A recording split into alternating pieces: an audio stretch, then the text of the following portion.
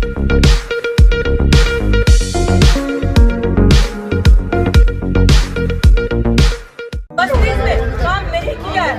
अभी सिचुएशन ये है कि बहनजी पर टिप्पणी करना। अच्छा आप ये बता दीजिए, आपकी सरकार नहीं थी, SC/ST सब प्लान से बता दीजिए क्यों लागू नहीं हुआ। आप बहनजी पे बात कर रहे हैं ना, आप क्या है, इनके पास कुछ नहीं है। अब हम बीजेपी की बी टीम बता देंगे ये काम पे लेटेस्ट ठगबंधन, जनता को ठगना, जनता के लिए काम नहीं करना, कॉलोनियों। ये लोग चंडीगढ़ 1 से 10 सेक्टर का दिखाते हैं, ये लोग बस्तियों का चंडीगढ़ नहीं दिखाते। जो चंडीगढ़ कॉलोनीज में बस्ती में बसता है, डंपिंग जोन खाली बीजेपी की देनी थी, कांग्रेस की देनी थी, और दोनों ही एक थाली के चट्टे बट्टे हैं। दोनों ने गरीबों के लिए कुछ नहीं किया। अब गरीबों के लिए मात्र एक आरक्षण ऐसी चीज थी जिनका उनके साथ अपलिफ्टमेंट हो सकता है। वो सोशली ऑप्रेस्ड, जो बैकवर्ड रह गए, जिनका सदियों से अत्याचार हुआ, जिनके साथ जिनका शोषण हुआ, उनको एक ऊपर उठने के लिए मात्र एक अपॉर्चुनिटी मिली। ये कह रहे हैं कि कांग्रेस का स्टैंड है, इट मींस कांग्रेस का स्टैंड एंटी रिजर्वेशन स्टैंड है, कांग्रेस का स्टैंड दलितों के खिलाफ है, कांग्रेस का स्टैंड बैकवर्ड समाज के खिलाफ है।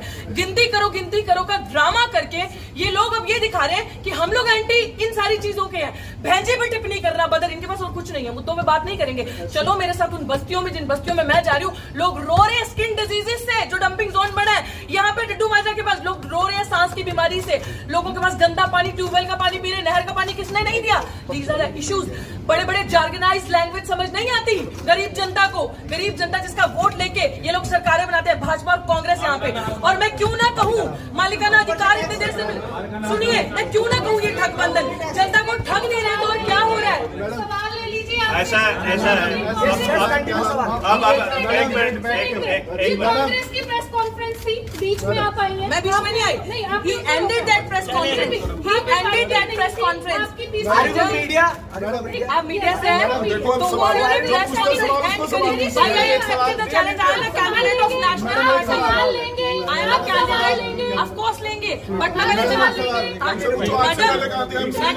सवाल जवाब ले रहे हैं, लेकिन जिस तरीके से आप मायावती जी पे एलिगेशन लगाना, हमें बी टीम दिखाना।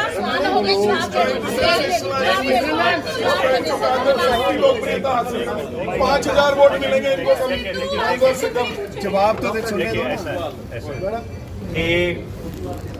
मैं इस बात का स्वागत करता हूँ कि बहुजन समाज पार्टी की जो उम्मीदवार हैं वो यहाँ पे आए। उन्होंने अपनी तरफ से एक राजनीतिक भाषण दिया। लोकतंत्र में हर आदमी को ये हक है कि एक मिनट मैडम जी आप एक मिनट चुप तो हो जाइए। मैडम जी आप चुप तो हो जाइए। मैडम जी आप चुप तो हो जाइए। मैडम जी उनकी बात तो सुनने दीजिए। सवाल पूछ रहे हैं ना, सवाल पूछ रहे हैं ना, आप चुप तो हो जाइए। एक मिनट उनकी बात तो रखने दीजिए। आपने भाषण देना बाहर जाके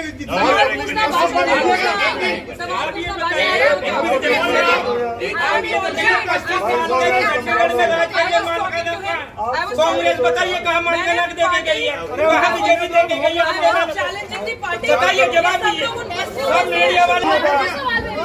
सुनिए आपका अप्रिशिएट करते हैं, आप यहाँ पर आए, लेकिन आंसर तो लेने दीजिए। ऐसा है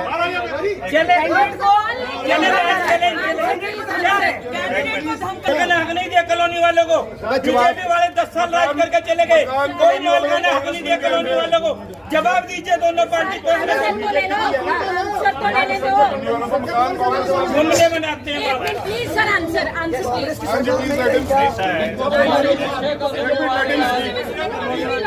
सवाल ही नहीं ले रहे। अगर ये डिबेट हो जाए not getting the proper space. Bahujan Samaj Party की उम्मीदवार यहाँ पर आए हमारी प्रेस कॉन्फ्रेंस में, हम उनका स्वागत करते हैं। लोकतंत्र में हर व्यक्ति को ये आज़ादी है कि अपनी बात करें। मैं साफ तौर पर ये कहना चाहता हूँ कि जो पूरी इंडिया अलायंस है वो भारत के संविधान को बचाने की लड़ाई लड़ रही है। ये लड़ाई लड़ रही है कि 2024 इस मुल्क का आखिरी चुनाव नहीं होना चाहिए।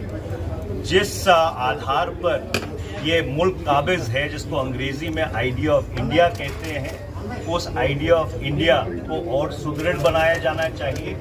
पिछले 10 वर्ष में यहाँ पे भारतीय जनता पार्टी की सत्ता रही है। अगर कोई जवाबदार है तो वो भारतीय जनता पार्टी जवाबदार है। उनकी 4 इंजन की सरकार रही, ऊपर गृह मंत्री, नीचे राज्यपाल, उनके 10 साल से सांसद, 8 साल उनका कॉरपोरेशन के ऊपर कब्जा, और पिछले 10 वर्ष में चंडीगढ़ का कोई विकास नहीं हुआ। अगर यहाँ पे लोगों को कॉलोनीज में रीसेटल किया गया, वो काम कांग्रेस पार्टी ने किया। अगर यहाँ पे हाउसिंग बोर्ड के मकान दिए गए, वो भी कांग्रेस के जमाने में हुआ था।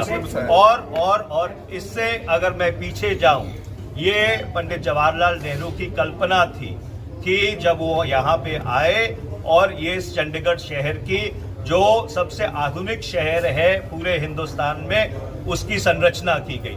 तो इसलिए जब से चंडीगढ़ बसा है तब से लेकर आज तक चंडीगढ़ के संदर्भ में कांग्रेस पार्टी की, इंडिया अलायंस की जो उपलब्धियां हैं वो अनेकों हैं, जो अगर मैं गिनाना शुरू कर दूं तो शाम के 6 बज जाएंगे।